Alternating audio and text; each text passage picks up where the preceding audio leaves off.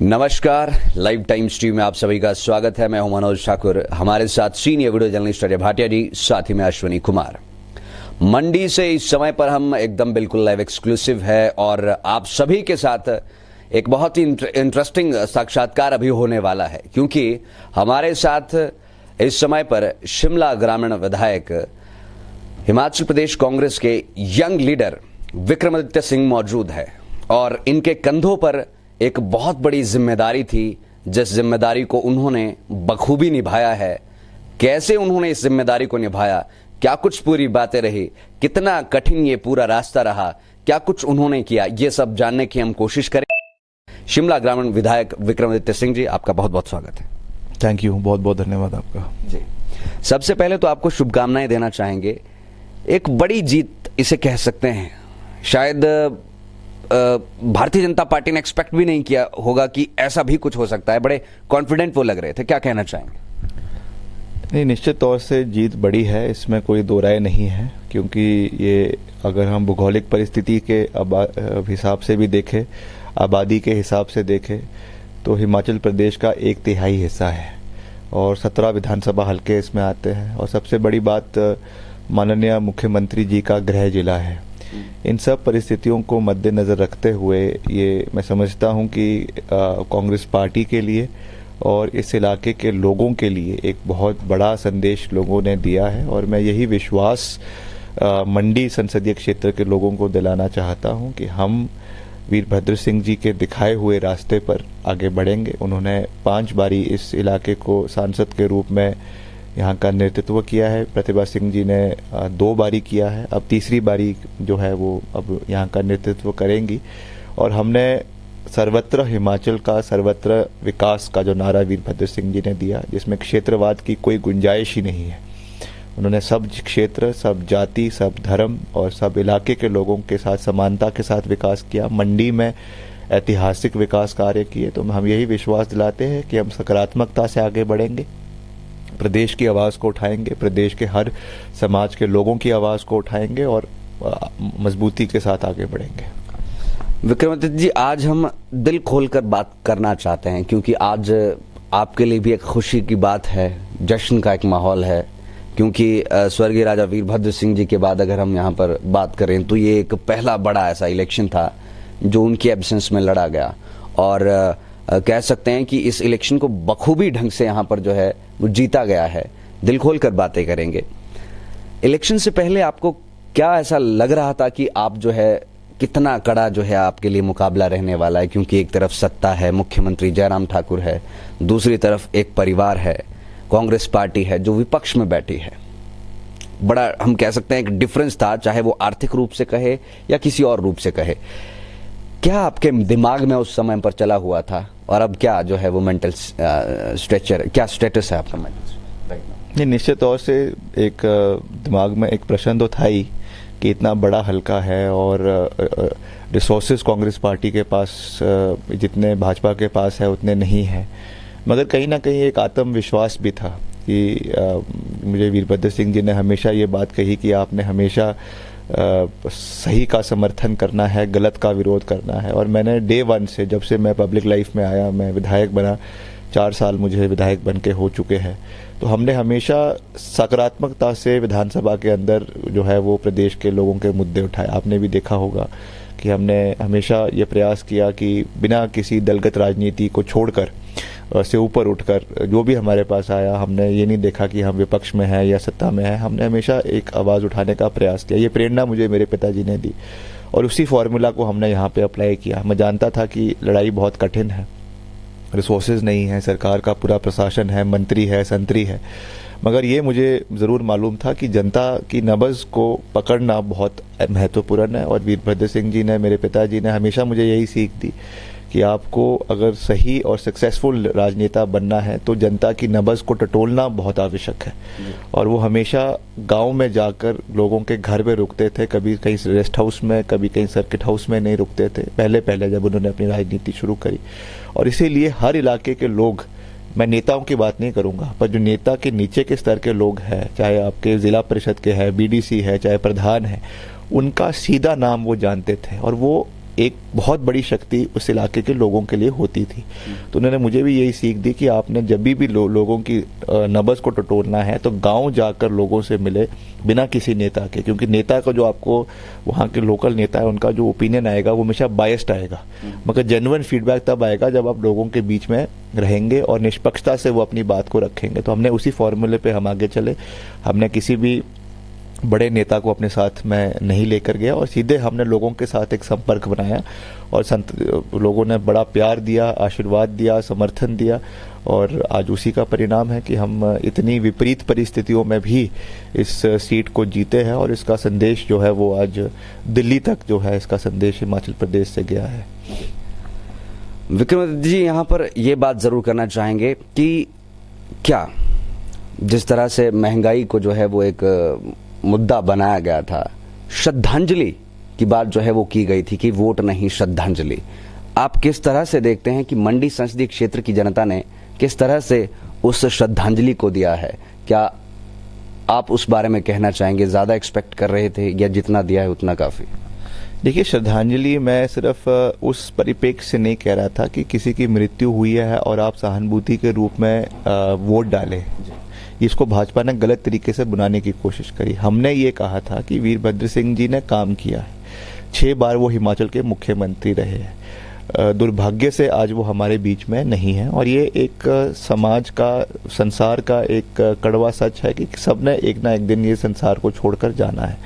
मगर उनके द्वारा जो किए हुए कार्य है, अब अगर हम मंडी की ही बात करें, यहाँ पे मुख्य अभियंता का ऑफिस खोला गया, चीफ आपका मुख्य अभियंता का, IPH का, PWD का, इनका चीफ इंजीनियर यहाँ पे बैठता है।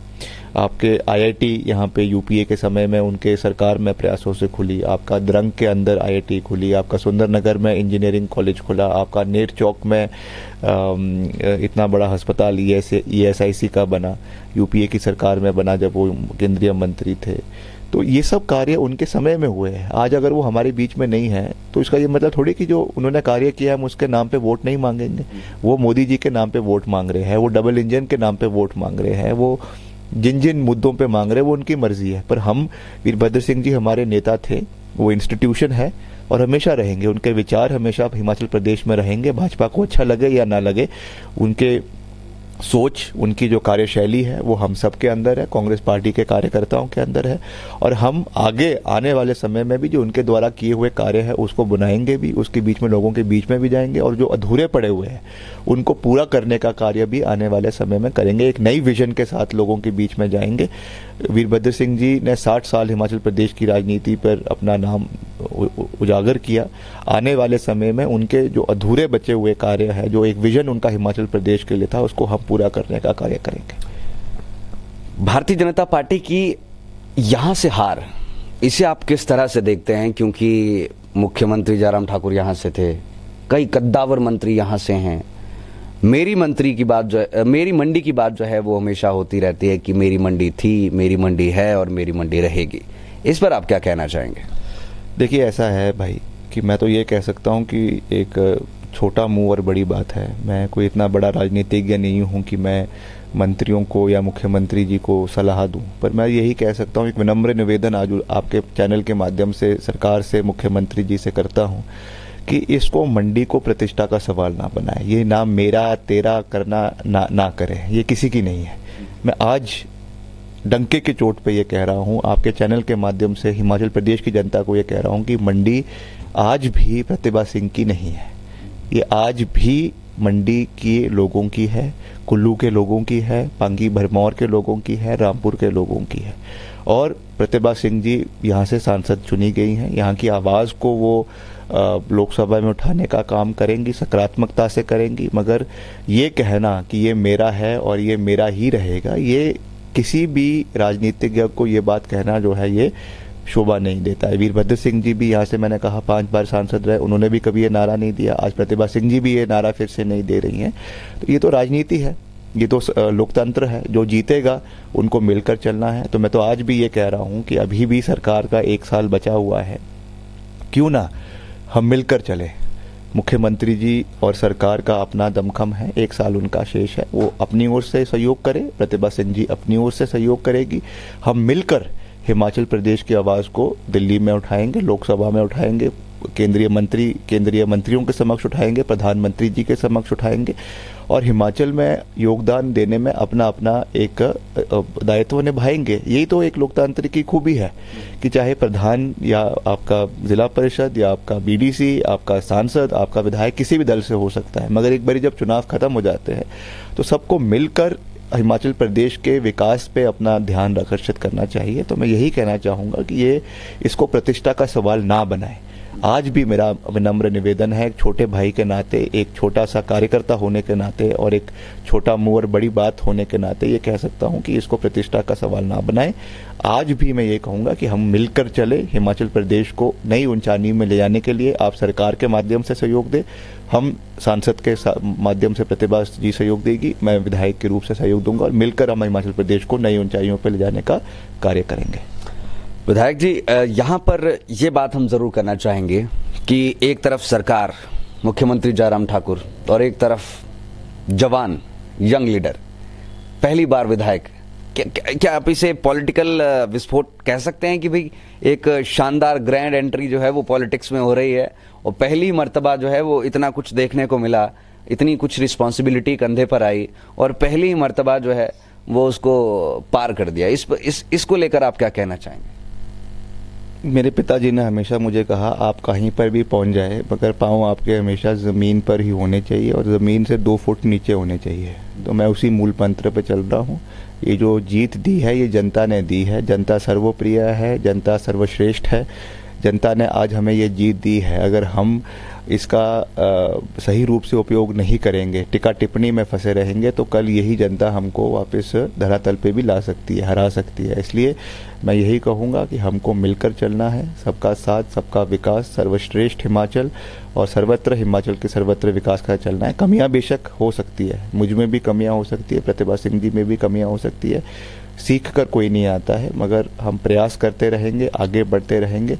और आपने जैसा कहा कि एक बहुत बड़ा अपॉर्चुनिटी हमको दिया है, इस अपॉर्चुनिटी पे खरा उतरने का मैं प्रयास करूंगा। वीरभद्र सिंह जी का जो परिवार हिमाचल प्रदेश के अंदर है, बहुत बड़ा परिवार है, 60 साल प्रदेश की राजनीति में रहे और बहुत से लोग ये सोचते होंगे कि बेटा उनका बहुत छोटा है और वो तो हमारा क्या ख्याल रखेगा। अगर आज आपके चैनल के माध्यम से उनके पूरे परिवार को हिमाचल प्रदेश में कह रहा हूँ कि इतना बड़ा तो मैं हो गया हूँ अब उम्र में कि आपके एक बेटे के रूप में, एक भाई के रूप में आप लोगों का ख्याल रख सकता हूं। तो जो भी लोग वीरभद्र सिंह जी से जुड़े थे उनको घबराने की आवश्यकता नहीं है। उनका बेटा, उनका भाई उनके साथ, उनके हर सुख में, उनके हर दुख में खड़ा है। आपकी आवाज़ जिस तरीके से वीरभद्र सिंह जी ने उठाई, आपके लिए लड़ाई लड़ी और उनका जो एक उनका सबसे बड़ी खूबियत थी कि एक बारी किसी का हाथ पकड़ लेते थे, उस हाथ को मरते दम तक नहीं छोड़ते थे। तो वही उसी सोच पे हम चलेंगे। जिनका हमने हाथ पकड़ लिया, जब तक मैं जीवित हूं, जब तक मैं राजनीति में हूं, उनका हाथ मैं कभी नहीं छोड़ूंगा। विक्रमादित्य जी, जितनी आपकी तारीफ की जाए इस समय पर उतनी कम है, क्योंकि ये हम कह सकते हैं कि छोटी जीत नहीं है, बड़ी जीत है। थोड़ा सा इस पर भी हम यहाँ पर बातचीत करना चाहेंगे। थोड़ा पर्सनली हम कह सकते हैं कि भाई पहले जो है, जिस समय पर स्वर्गीय राजा वीरभद्र सिंह जी का देहांत हुआ, उस समय पर या एक जो है वो नारा सामने आया, देखो देखो कौन आया, शेर आया। अब जब आप कहीं जनता के बीच में जाते हैं तो आपके लिए जो है वो इस तरह के नारे लगाए जाते हैं, इस तरह से आपका स्वागत, अभिनंदन किया जाता है। उस ग्रेटिट्यूड को आप किस तरह से देखते हैं? देखिए, मैं पर्सनली उसके फेवर में नहीं हूँ और ये एक नारा जो दिया गया था, ये वीरभद्र सिंह जी को दिया गया था। उनको अगर राजा भी कहा जाता था तो इसलिए नहीं कहा जाता था कि वो बुशैर रियासत के राजा थे। उन्होंने हिमाचल प्रदेश के 68 से 70 लाख लोगों के दिल जीते, जिसकी वजह से वो उनको राजा कहा जाता था। मैंने तो पब्लिक प्लेटफॉर्म पे ये कहा है, मंचों पे ये कहा है कि कृपया करके मुझे जो है इस उपाधि से ना बुलाए, मुझे विक्रमादित्य सिंह के नाम से ही सामान्य नाम से बुलाए, मुझे अच्छा लगेगा, पहली बात। दूसरा, जो ये नारा दिया जाता है ये भी उन्हीं को सूट करता है और मुझे आज भी मैं आपके चैनल के माध्यम से ये अपील करना चाहूँगा कि जहाँ पर भी हम जाते हैं इस नारे से मुझे संबोधित ना करें या किसी और नेता को भी इस नारे से संबोधित ना करें। वीरभद्र सिंह जी का एक राजनीतिक कद था, 60 साल राजनीति में रहे, जिसके बाद उनको हिमाचल की जनता ने ये नारा दिया। हमने तो अभी सफ़र शुरू किया है, अभी मैं कुछ भी नहीं हूँ, एक बहुत छोटा सा कार्यकर्ता हूँ। तो मुझे वो करके ना करे, क्योंकि उससे वीरभद्र सिंह जी की जो एक स्टेटस है उसमें कमी आएगी। इन बाई इलेक्शंस को ना सिर्फ हम मंडी की बात करें, यहाँ पर जुब्बल कोटखाई हो, फतेहपुर हो, अर्की हो, सब जगह कांग्रेस ने जो है अपना विजयी परचम लहराया है। क्या आप कहना चाहेंगे, कैसे इनको आप जो है वो अगले आने वाले जो आम चुनाव है उनके साथ कनेक्ट कर रहे हैं? निश्चित तौर से कांग्रेस पार्टी का बहुत अच्छा प्रदर्शन रहा है, उसमें कोई दो राय नहीं है, मगर मेरा यही आह्वान और निवेदन कांग्रेस पार्टी के कार्यकर्ताओं से रहेगा कि ऐसा ना हो कि हम इस जीत के जश्न में गाते बजाते रह जाए, नाटियां डालते रह जाए और अगले चुनावों के लिए परिस्थितियां विपरीत हो जाए। तो मेरा निवेदन रहेगा कि धरातल पे रहे, अपने कान खुले रखें, अपनी आंख खुले रखें, क्योंकि ये सरकार की अभी हार का सबसे बड़ा कारण यही था कि जनता के मुद्दे जिस पे वो त्रस्त है, चाहे महंगाई है, बेरोजगारी है, कर्मचारियों के मसले हैं, वो इस सरकार ने सुनना बंद कर दिया था। तो मेरा कांग्रेस के कार्यकर्ताओं से, पदाधिकारियों से यही विनम्र निवेदन रहेगा कि आप जीत का जश्न जरूर मनाएं, 1-2 दिन तक जरूर मनाएं, मगर उसके बाद धरातल पे वापस जुट जाए, बूथ पे जाकर पार्टी को मजबूत करें और बूथ के कार्यकर्ताओं को पार्टी में महत्व दें और जो जनता से संबंधित मुद्दे हैं, बागवानों के हैं, किसानों के हैं, उस पर जागरूक रहे, मुद्दा उठाते रहें, ताकि अगले विधानसभा चुनावों तक हम पूरे तरीके से चार्ज्ड रहें और हमारे चुनावों के समय में हमको जीत सुनिश्चित करने के लिए प्रयास कम करना पड़े और हम अच्छे बहुमत से प्रदेश में कांग्रेस पार्टी की सरकार बनाएं। विक्रमादित्य जी, जब भी आपके साथ साक्षात्कार होता है हम दिल की बात जरूर करते हैं, अभी भी आपसे दिल की बात जरूर करना चाहेंगे। जब ये कैंपेनिंग चली हुई थी तो क्या उस दौरान कभी भी आपके जहन में ये ख्याल आया कि अगर हार हुई तो क्या, या कभी ऐसा आया कि क्या हम हार रहे हैं? क्या कभी ऐसा हुआ कि वोटिंग होने से पहले दिन जो है वो आपको नींद ना आई हो, या पिछले कल जैसे आज रिजल्ट्स आने थे उससे पिछली रात आपको बेचैनी हुई हो? क्या आप अनुभव कर रहे थे? आप थोड़ा शेयर करें दिल खोलकर। नहीं, निश्चित तौर से स्वाभाविक है, मैं भी इंसान ही हूँ और इतना मंजवा खिलाड़ी भी नहीं हूँ। अभी मेरी उम्र मात्र 32 साल है, आपसे भी छोटा हूँ शायद। क्या उम्र है आपकी?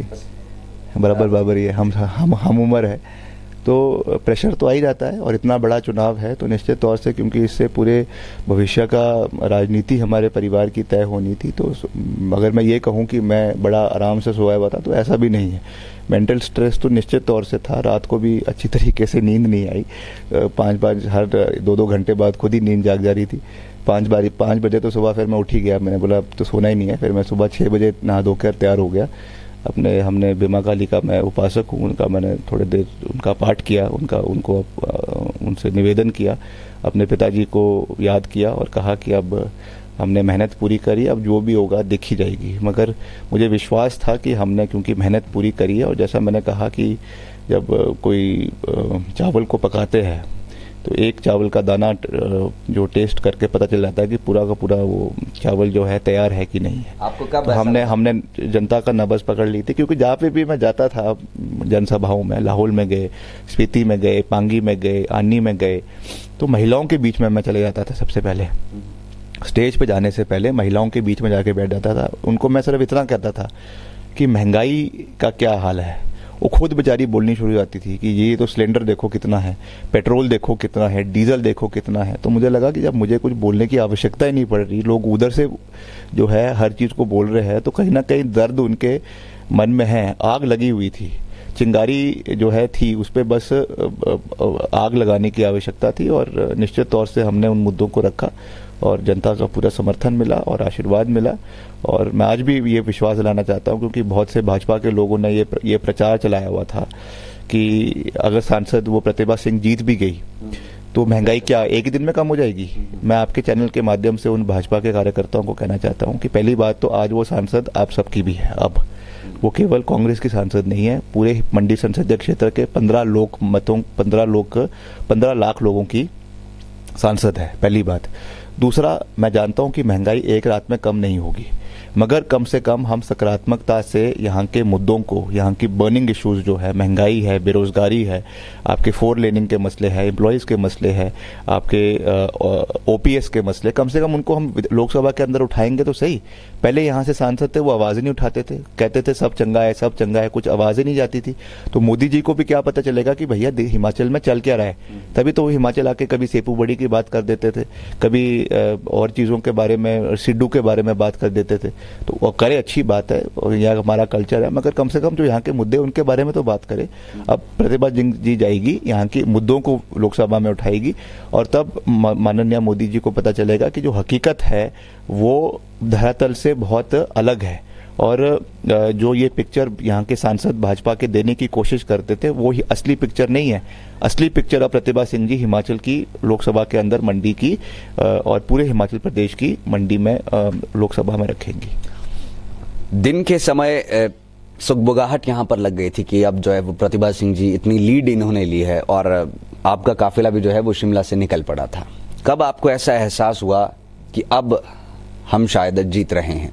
कौन सा वो क्षण था? कितने बजे के आसपास आपको ऐसा फील हुआ कि अब हम शायद जीत रहे हैं? नहीं, हमने वैसे तो देखा जाए, हमने हालांकि हमारी लीड बहुत ज़्यादा नहीं है, मगर इसको आपको दूसरे तरीके से देखना है, क्योंकि ये लीड हमने 4,05,000 हम डाउन थे 2019 के चुनावों में 4,05,000 हमने उस लीड को कम किया सबसे पहली बात, और वापस उसको लेकर 0 पे लेकर आए। फिर 0 से शुरू किया और इसको हम 7,000 पे लेकर आए। उस एंगल से देखा जाए तो छोटी लीड है, मगर दूसरे एंगल से देखा जाए तो बहुत बड़ी लीड है। 4 लाख के मार्जिन को हमने जीतकर वापस लेकर आए हैं, पार्टी की झोली में डाला है, वो अपने आप में एक बहुत बड़ी जीत है। और दूसरी बात, जब ये ट्रेंड चल रहे थे, पहले 5,000 के ट्रेंड था, फिर 7,000 बढ़ा, फिर 10,000 तक पहुंच गया, फिर एक बारी 12,000 तक पहुंच गया, फिर वापस नीचे आ गया। मगर बीच में जब ये स्टेबल हो गया 7,000 के ऊपर और करीबन 3 घंटे तक ये स्टेबल ही रहा, और फिर पोस्टल बैलेट को खोलने की बात आई, तब हमें लगा कि अब जो है वो जीत सुनिश्चित है, हम जीत की ओर अग्रसर है। तब मैंने प्रतिभा सिंह जी से, अपने माता जी से कहा कि अब अपना बोरी बिस्तर बांधे और मंडी की ओर कूच करते हैं। क्या बात है, बहुत बढ़िया जी।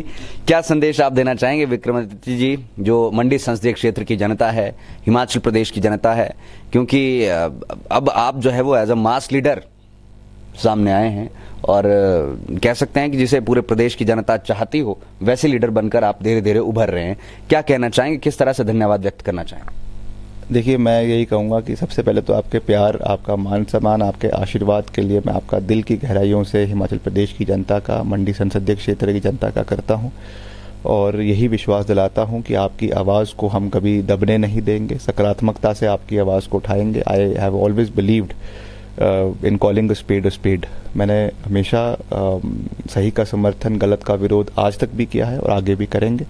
कोई ऐसे मुद्दे जिस पे भाजपा कोई अच्छा कार्य करती है, उस पर भी हमने हमेशा सरकार का समर्थन किया है। आर्टिकल 370 को हटाया गया, उस पर कांग्रेस का विधायक होने के नाते भी मैंने उसका समर्थन किया, एंड आई सेड कि ये नेशनल इंटरेस्ट में है। और वही बात, हिमाचल में भी कई ऐसे मुद्दे थे, जैसे हेलीकॉप्टर का मुद्दा आया बीच में, उसमें मैंने कहा कि ये हेलीकॉप्टर्स केवल मुख्यमंत्री के लिए नहीं है, जनजातीय क्षेत्र से लोगों को लाने के लिए, ले जाने के लिए भी काम आता है। अभी आपने देखा वोट्स का जब मशीनें आई जनजातीय क्षेत्र से, सारी उसी हेलीकॉप्टर में आई, तो ये हमारे समय में भी यूज़ होता था। तो ऐसे कई मसले जो हिमाचल प्रदेश के इंटरेस्ट में हैं, उनको हम हमेशा सर्वश्रेष्ठ रखेंगे। पार्टी लाइन निश्चित तौर से हमारे लिए बहुत इंपॉर्टेंट है, मगर national interest and the state interest comes first, और उसी सोच के साथ हम आगे बढ़ेंगे। मेरा यही हिमाचल प्रदेश की जनता से निवेदन है कि आप अपना आशीर्वाद, अपना प्यार हम पे बनाए रखें। हमसे गलतियां भी हो सकती है, मैं ये नहीं कहूँगा कि हम हर चीज़ में हम सही है। आपका छोटा बच्चा हूँ, आपका बेटा हूँ, सीख रहा हूँ, आपके आशीर्वाद से आगे बढ़ रहा हूँ। पिताजी का साया ऊपर नहीं है, आपने जो आशीर्वाद आज दिया है उससे कहीं ना कहीं सीना चौड़ा हुआ है, मगर तब भी हम विनम्रता से आगे बढ़ते रहेंगे। और देव समाज का जो विशेष कृपा वीरभद्र सिंह जी की हमेशा रही, उन्होंने हमेशा धर्मांतरण का कानून हिमाचल में लाने वाले वीरभद्र सिंह जी थे। देवी देवताओं के मंदिरों का निर्माण, पुनर्निर्माण करने के लिए करोड़ों रुपए उन्होंने दिए। तो उन्हीं के दिखाए रास्ते पे आगे आगे बढ़ेंगे। और अंत में इतना ही कहूँगा कि अभी कभी हमसे कुछ गलती भी हो जाए, कुछ हम अपने ट्रैक से कहीं बाहर भी निकल जाए, तो हिमाचल की जनता को पूरा अधिकार है कि वो हमको सही रास्ते पे लाने के लिए मेरे कान पकड़कर मुझे वापस भी ला सकती है। मैं बुरा नहीं मानूंगा, अपने परिवार का एक किसी का मुखिया होने के नाते उनकी बात को स्वीकार कर अपने में जो है चेंजेस लाने का प्रयास करूंगा। बहुत बहुत शुभकामनाएं एक बड़ी जीत के लिए। थैंक यू वेरी मच, बहुत धन्यवाद, बहुत बहुत शुक्रिया। तो ये हमारे साथ शिमला ग्रामीण विधायक, आपके चैनल को भी बहुत बहुत बधाई, लाइव टाइम्स को, कि आपने निष्पक्षता से दोनों साइड का, चाहे कांग्रेस है, चाहे बीजेपी है, चाहे और लोग हैं, सबकी आवाज़ को आपने निष्पक्षता से, बिना किसी द्वेष से, बिना किसी पॉलिटिकल इंटरफेरेंस से आपने उठाया। इसके लिए आपके चैनल को भी मैं अपनी ओर से बहुत बहुत बधाई देता हूँ। बहुत बहुत शुक्रिया जी। तो शिमला ग्रामीण विधायक विक्रमादित्य सिंह जी हमारे साथ इस समय पर मौजूद थे और हमने जानने की कोशिश की कि आखिरकार क्या कुछ स्ट्रेटजीज रही, क्या कुछ दिमाग में चल रहा था इस मंडी संसदीय क्षेत्र के बाई इलेक्शंस की। अगर हम बात करें, एक बड़ा ये चुनाव था, बाई इलेक्शंस थे, इतनी कॉन्स्टिट्यूएंसीज थी, इतनी विधानसभा क्षेत्र थे, उनका दौरा करना इतने कम समय में अपने आप में एक कठिन बात थी। लेकिन इस समय पर कांग्रेस के प्रत्याशी प्रतिभा सिंह जी अब एमपी बनकर जो है वो संसद में जाएंगे और उम्मीद करते हैं कि हिमाचल प्रदेश के लोगों की जो समस्याएं हैं उनको बेबाकी से, बुलंदी से वहां पर उठाया जाएगा। फिलहाल के लिए लेना चाहेंगे आपसे इजाजत। मैं हूं मनोज ठाकुर। इस लाइव स्ट्रीम पर हमारा साथ दिया senior video journalist Ajay Bhatia ji ने और साथ ही मैं अश्वनी कुमार ने। देखते रहिए live times TV for true nest reporting. मैं हूं मनोज ठाकुर। धन्यवाद। जय हिंद, जय भारत, जय हिमाचल।